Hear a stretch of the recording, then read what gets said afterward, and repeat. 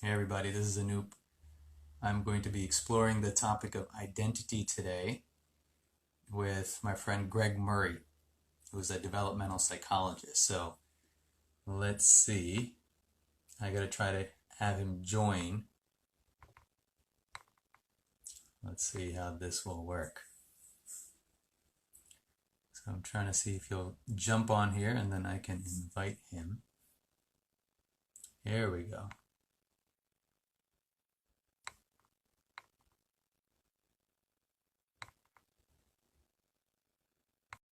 Get you on here, Greg.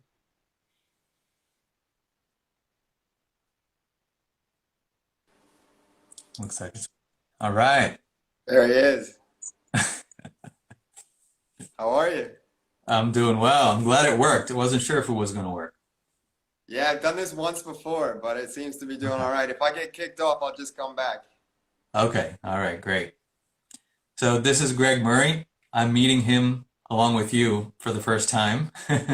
I saw him on Twitter a few days ago and he commented something you said, Greg. You said something like, finally, it's nice to see an MD who's talking about identity. Yeah. And that caught my eye. I do feel that identity is very important. In fact, I would say the central cog in unraveling everything. And I know you're a developmental psychologist. So maybe first you can just tell us a little bit about your background and what you do. Yeah, I was really excited to see you talking about identity for sure.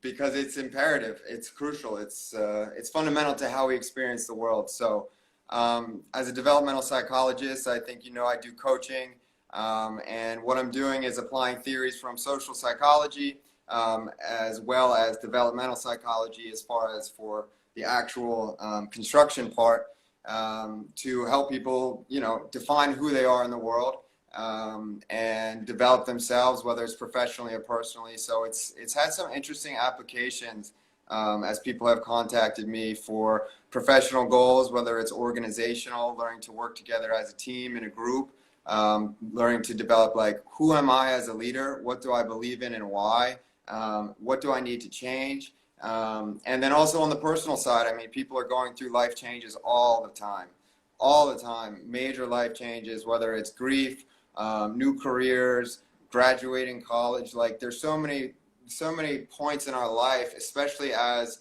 millennials now are getting older, where we're changing like massively every 5 years, especially in the professional world. So huge changes in our life. And so the difference between me and maybe some other people, especially therapists or mentors, is I'm putting a lot of theory on the table, and keeping that, like I have a specific method that I was trained in at Harvard, immunity to change with Bob Keegan. It's constructive development. So you're constructing your identity.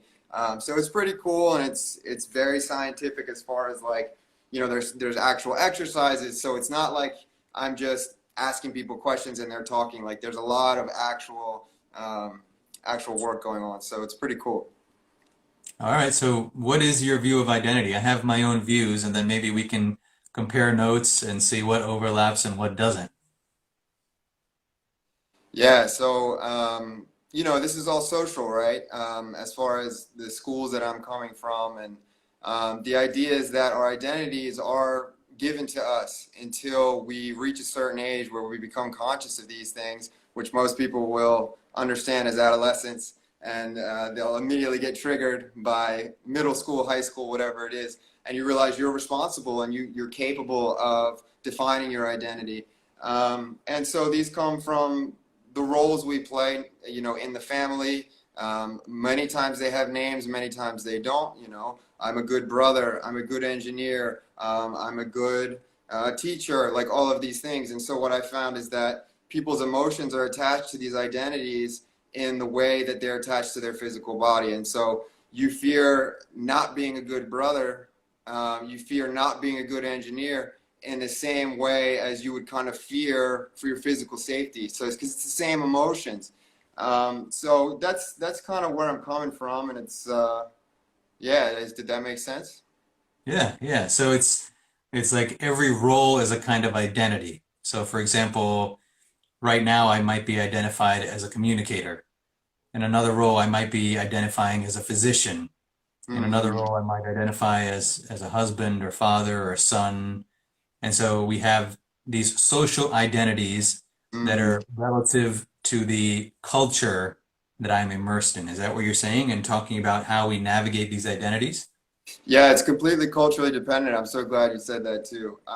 So yeah, communicator's not one that I had thought of, but we have it's really in opposition to personality. The idea is that we don't have a personality. We have identities that are picked up in the brain. This is in neuroscience as well, the identity salience network. So we are activated by what the environment is telling us, and we're saying, okay, what am I doing here? What is my role in the space? So yeah, the culture is huge. I mean, I moved from the States to France, and my emotions completely changed. Like in the States, you're expected to be happy, right? Right. Everybody's smiling. Everybody's Right, really performing joy.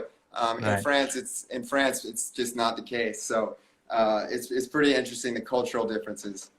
So are you saying there's a difference between personality and identity, or can you distinguish for me personality and identity? Yeah, they're pretty incompatible. At least as far as I understand it, I tried. I mean, Twitter is good for some things, and I try to engage with people on there, and it's just people are not willing to discuss. Yeah. But in my view, through this lens, personality doesn't exist, and I think it's inherent in a lot of people's beliefs. People are talking about identity a whole lot nowadays, but the problem is that personality became popular culture, and now personalities in clinical handbooks, right? Personality disorders, and so we've got a bunch of people diagnosed with personality disorders, and a clinician's holding on to this theory of personality that there's another theory of social identity and identity that directly contradicts it. So it's definitely it's so. If you think of like like dominance would be extroversion, all of these things that people think of as personality traits, they're completely identity based. So I could be very outgoing as a teacher, right? Because that's the role I'm playing. And then at home, be very quiet, shy. So am I an extrovert or an introvert? And then people will say I'm an ambivert. It's like, come on, there's it's identity. Right, right. Yeah, I would agree with that. I like the way that you're saying, I like the words that you're using. It's definitely true for me. The way I interact, for example, the way I am on this particular call is a particular way. For me, it's certainly an identity as a communicator. I'm Hmm. choosing, I would say, to occupy a particular range of mind where I Hmm. can understand what you're saying. And at the same time, I have access to another experience, which I can also try to put in words. So I need to keep a range of identity, for example, that has access to language and Yeah, that yeah, has access to cognition, which most people don't think of as an identity, but it very much is so. It's yeah, choosing a range of the mind. So, and the personalities, as you said, can look very different. The yes. personality or the expression or the way the identity engages and interfaces with the world is different depending on that range that is chosen.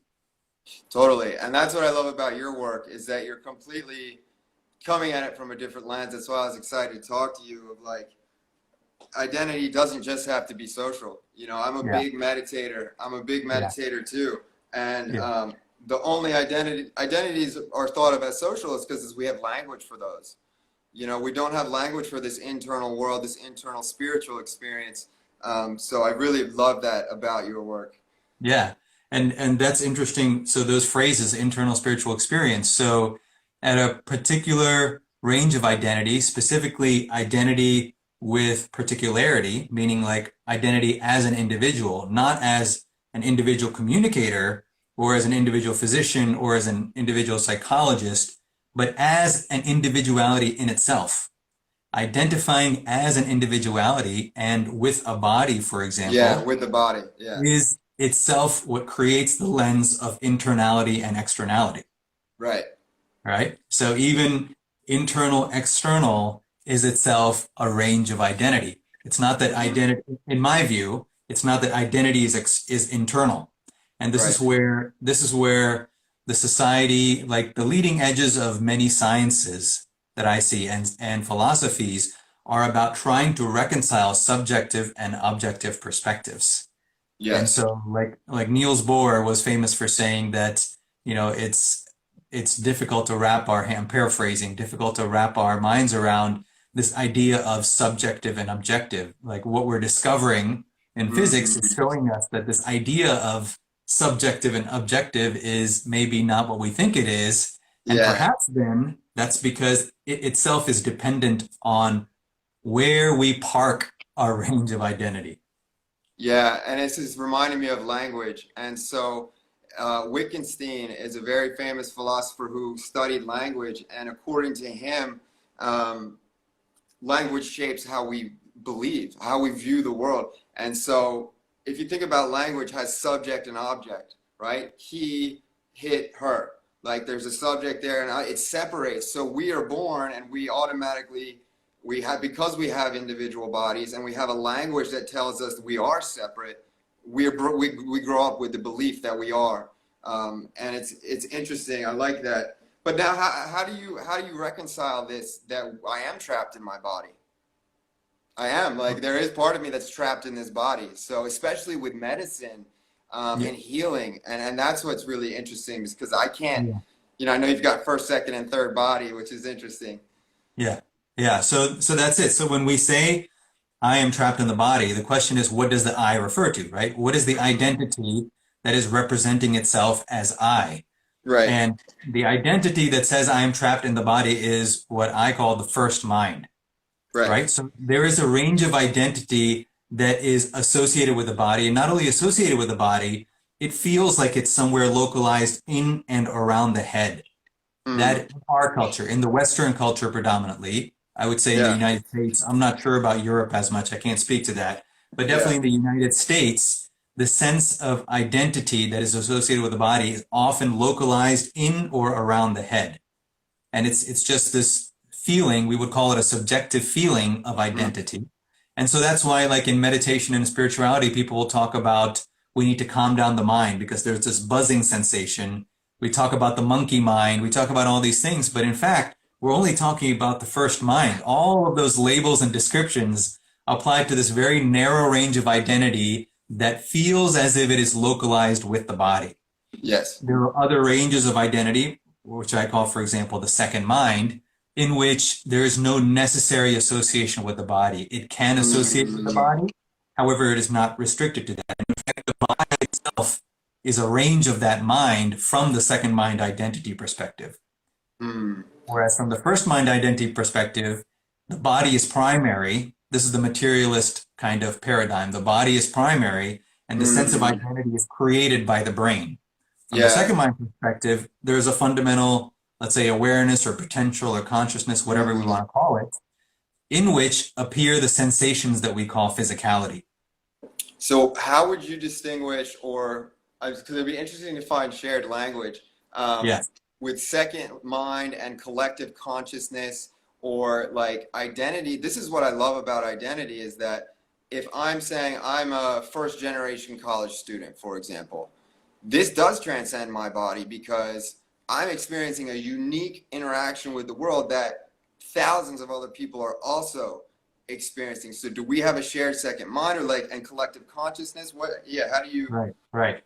So there's a range of ideas. It's not first mind and then second mind mm, as two, dichotomous experiences. No. There's an entire range and gradient of experience. So for example, identity as a person right now. However, I also have an identity in relationship with you as a conversation, right? mm-hmm, Which, mm-hmm, which when this conversation stops, it's not there, but actually it's still there to some extent because we're still kind of messaging over Twitter. You see what I'm saying? There's an entire range. I also yes, have identity as a family, right? With my wife and my son, broader family with other family members, even yes, broader as this neighborhood, community, nation, all of these, they're all ranges of identity. And each one is like a cognitive notch that we label, but yes, the identity itself is not restricted to those notches. It is across an entire gradient, but we only recognize some of them, and that's what we label with language as family or yeah, as physicians or as first generation, college student. right, totally. Yeah.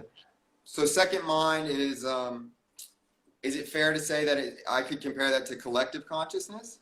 Or it's without human? Is it more just like the consciousness that exists before we put words on it? Or Yes, I would say that it is a consciousness or an intelligence or a mind, however one wants to use a word. It is that which is prior to particularization, that which is prior to localization.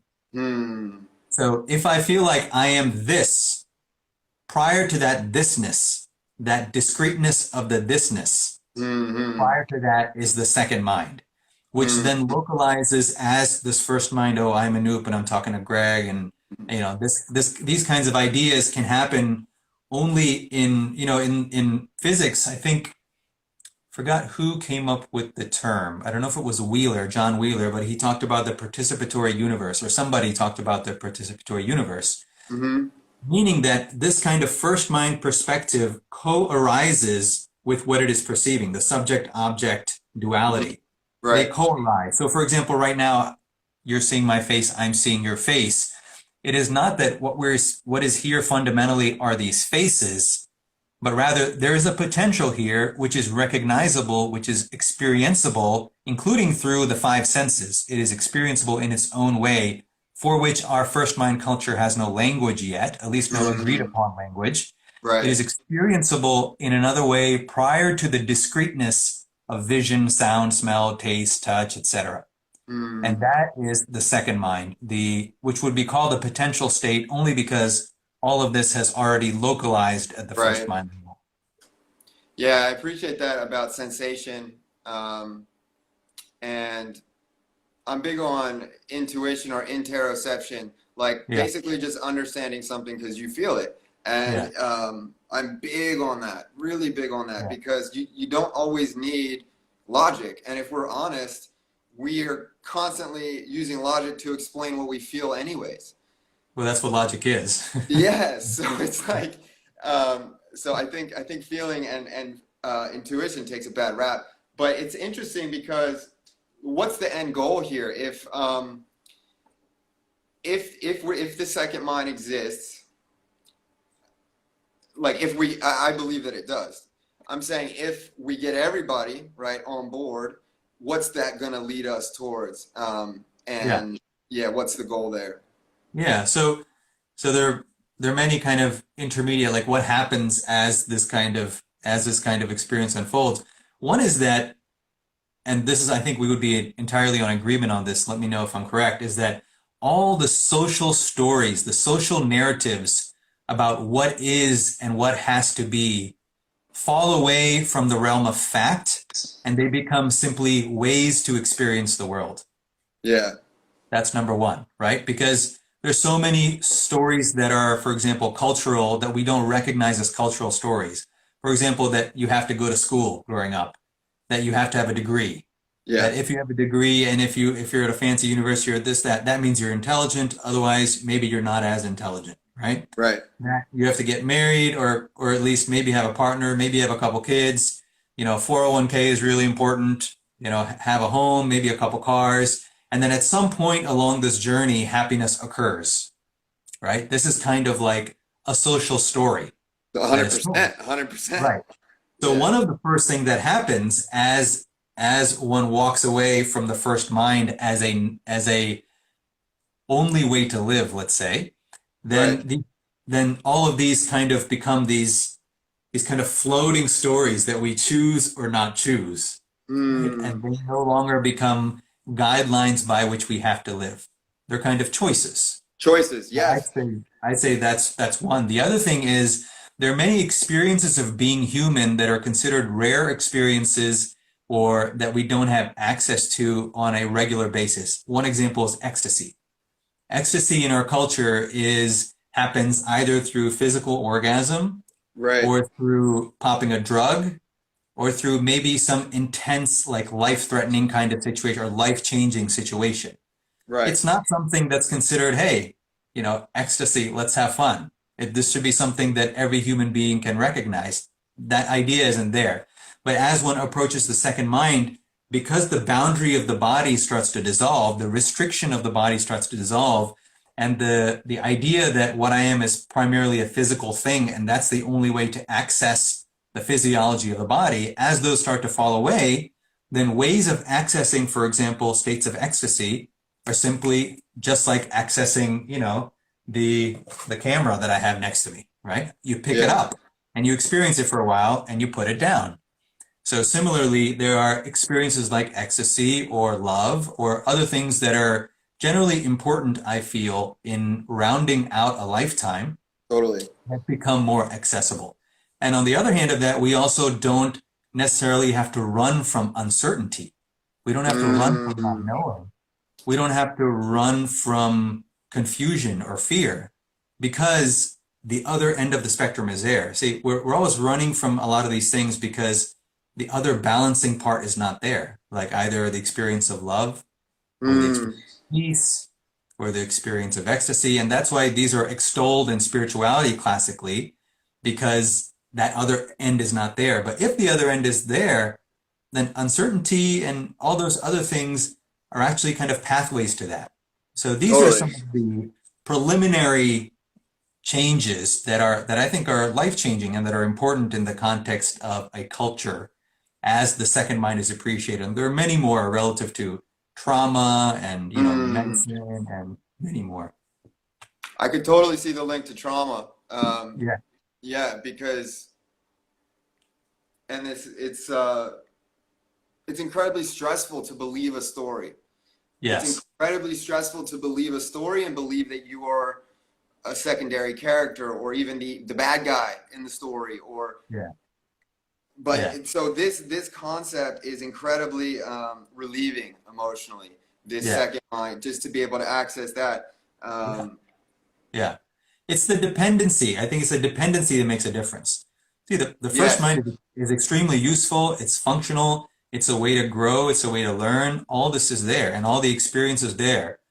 It's that when we the only way to live, or that is what being human is about, then comes a problem because then the extended range or the full range of being human is no longer accessible, or it has to become something else, like it has to be spiritual, or it has mm, to be religious, right. or, it has to, we have to Separate. categorize it, or Yes, mystical. It's got to become weird in some way, it has to be separate. and then it becomes a different discipline. But what I'm saying is, no, the entire range is important. That's why we're here. It's not about letting go and eradicating the first mind, which also happens, but no, it's about kind of embracing that full range of experience.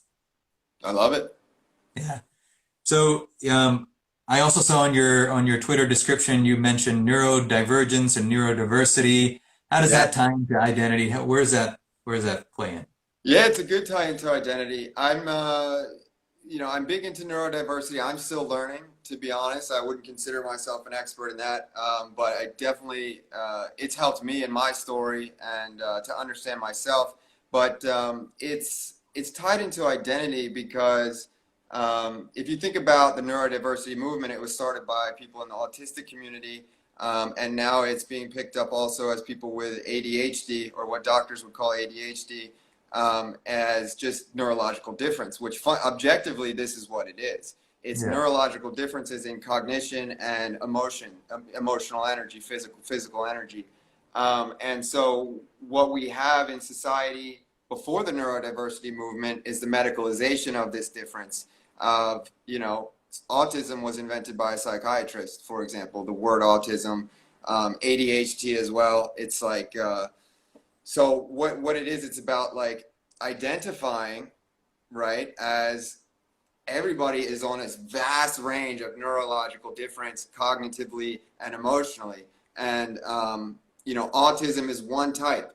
And even within autism, it has several, subtypes and it's a range, it's a spectrum. And with ADHD too. And so gifted is another one that's on there. That's people can be gifted intellectually or emotionally. And it's interesting because the whole thing is that neurodiversity recognizes that there are people on the edge of these spectrums, and they are vulnerable, right? someone who has delays in processing cognitively, or someone who experiences strong emotions, they're going to socially be more susceptible to trauma.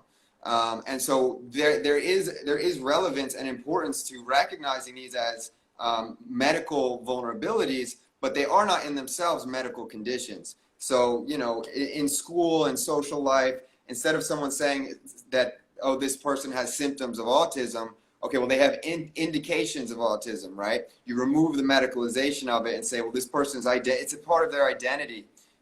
So that's the biggest part, is, I guess, how it ties into identity is like, these are social differences. To say that I feel strong emotions, does that mean that I am bipolar, or that I am it's all social perception. Yeah. So that's the important part of neurodiversity. Yeah. Cool. Well, so I wrote a post provocatively titled, "Is Enlightenment a Mental Illness?" Yeah.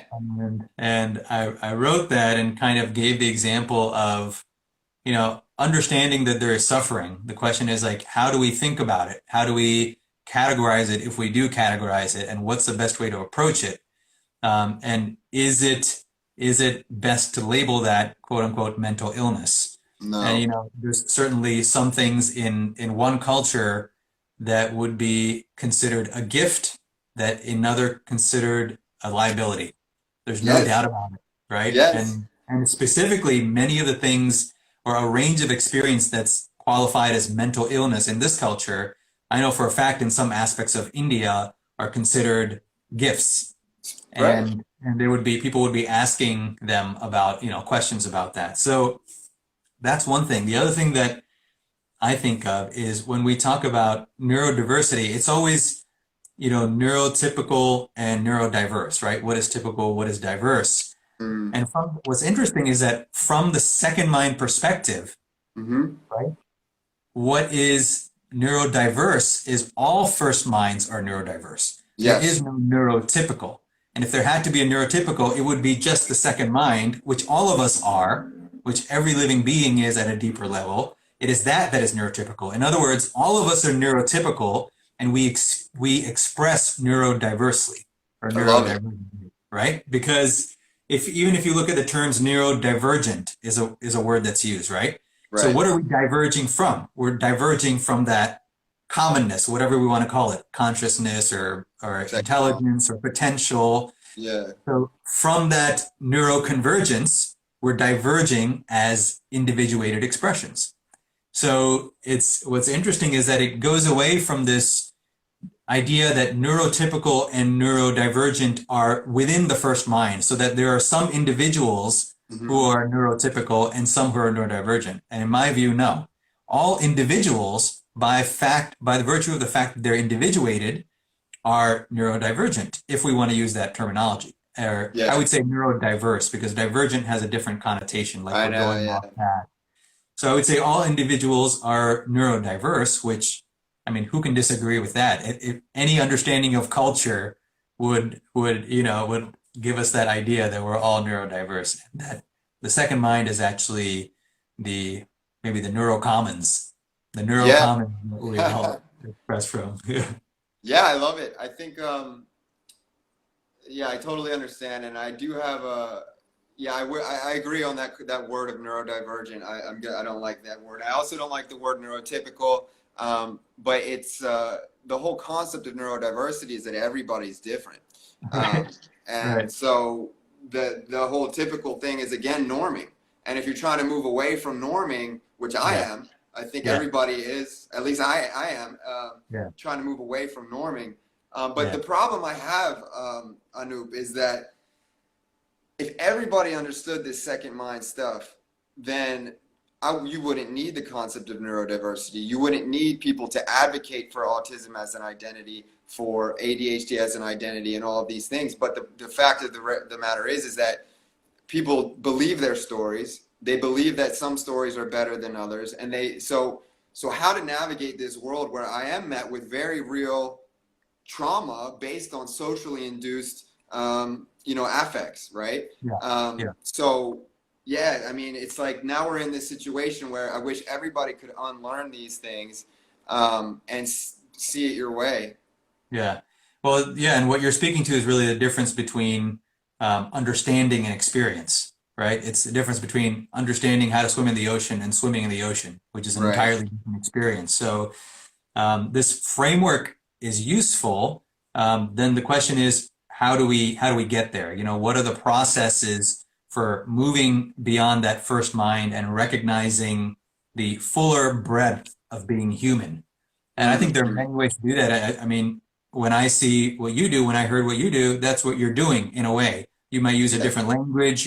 You're exploring a particular range of moving from the first to the second mind, which is deconditioning the boundary of individuation and saying that, Yes. hey, this is not the only boundary that you have. You have other boundaries. You have a choice. It's like a kaleidoscope. You pick and choose a lens, and 100%. yeah, Yeah, 100%. And it's almost like your method of meditating and reaching the second mind would definitely facilitate what I'm doing, someone yeah, changing their identity. I call it, I forget the word you used, but I call it deconstructing an identity. You yeah. said moving past individual. What did you say? I said deconditioning individuation. Yeah, It's same language, thing. right? But it's the Yeah. same concept, and it's really interesting. Are you from India originally? Yeah, so my background is from India. I was born here in Washington, D.C., and then we moved back for a few years, my first several years of life. And that's really kind of my first memories and the formative experiences were just, running around outside in the rain and not wearing shoes, and the doors are open in the rain. Yeah, And coming back when I was maybe 5.5 or 6, and I remember the stark difference, right? It yeah, was very clear to me that human beings here were like in boxes. yeah. You could almost see the physicalization of the mind and and Mm. and how that and this kind of this, I am this and not that. Not explicitly. I didn't have the intellectual framework for it, but that Right. sensation was there. So, Totally. yeah. My wife is from Delhi, in fact, Okay.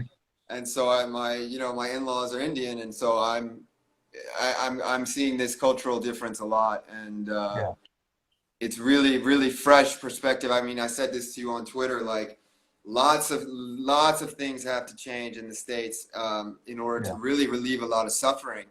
So I think it's a great perspective. Yeah. Ayurveda, movement, plants, like food, all of these things, man, and Yeah. and the concept of interdependence, which we all are. We are Yeah. all interdependent, and Yeah.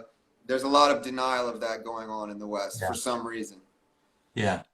Also, I think one of the useful things that I think we can talk about that I can't always talk about with guests is that even this idea of science and then philosophy and spirituality and religion, these are basically ways we make meaning, ways we Hmm. make sense of life, right? Languages, The yes, fundamental experience, like when a newborn comes into the world, there's no construct of science, there's no construct of spirituality, there's no right. construct of religion. There's simply this kind of ebb and flow of experience, we might say. Even that is a construct, but to use words, there's some kind of ebb and flow of experience. And Mm. ultimately, we start to categorize that, learn that, and through those experiences, we create disciplines. And we say, well, only this way of navigating experience is useful. That's science. No, no, this way, religion is the best. No, no, spirituality is the best. Whereas in fact, it's simply this flow of stories and this flow Totally. of experiences. And the investigation into that ultimately is not an intellectual one. It is just kind of diving into the experience itself. It's like, what do you want to identify with? Yeah, yeah. Still there? Yeah, yeah, I'm Yeah, back. yeah, Can you hear me? yeah. Okay. Yeah. All right. So we covered that was quite a tour of life. I know, man. I really love it. I hope to keep talking. Yeah. Yeah. Let me know what ideas you have, and then we can always discuss. I wonder if it's possible to see some of these. There are a lot of comments. I wonder if maybe we can just pick a couple of these, and I'm not good at navigating the phone while doing this, but let's see. Can you explain more about Verganond in your post? Um, what else? Somebody said thanks for the neuro explanation. That's nice. Yeah, did you understand that? Verganond? I might be pronouncing that wrong. Virginon, Virgene. No, Vergendad? Vergendad? It could be a no. typo, autocorrect. All right, half my screen is missing. I don't know what I'm doing here. Mhm. Let's see. Yep, we're all just deep down in there inside with different human experiences. I would agree with that. Um, Yeah, that's the only so, question I see. yeah. So Seguros Calvo, I'm sorry, I don't understand when you say explain more about Vergendad in your post. If you can repost that, maybe we can Hmm. address that. Cray Marie said maybe we can transform our trauma and suffering and use what we learned to serve others. That's kind of what you're talking about, right, Greg? That's exactly what I'm talking about. Yes, that's exactly what I'm talking about is the different stories that you believe, that's how you become traumatized is like, yeah, you know, trauma is a big part of it. I don't work with like once I recognize trauma, I there's professionals, there's experts that work in this Yeah. area Yeah. that I've benefited from. But I think once you understand your identity, you and your identities, because you have many, right? You choose many. You choose many. You don't have many. You choose many. Uh, you understand where your pain comes from. So if you understand that deeply and you understand, you know, what you're saying, that these are just stories and that the second mind is the reality or where we come from or, you know, then I think that's incredibly healing. It's incredibly healing because you can let go of the story. You can understand the story from above and let go of it. And oh God, And you yeah, can still it's access it. You can still access the stories that are useful. It's not like you have to discard all stories because we need stories to interact and to have roles. Oh, we're no longer dependent on them. They become useful and functional. So yeah, somebody it's asked for links. Sorry, go ahead, Greg. Well, it's kind of this concept of social death. It feels like physical death sometimes, and it's really not. You know, it's like people are so scared to lose a relationship or a job or certain parts of that they become so embodied in, and that their emotions are wrapped so tightly around specifically fear of that loss or being bad at it, of not getting it. That can lead to trauma, you know, if you really believe that too much, if you cling to that too much and lose it. um, and I don't want to people to think that I'm not saying don't care about something, right? There's that, it's like believe in it, care about it, wrap your emotions in it, but be able to separate, you know. And I think there's a lot of healing in that. Wonderful. So maybe I can write a few points about this. If you have any links or anything, maybe you can send them to me, and Yeah, we can have some resources for people to learn more about identity. that would be great.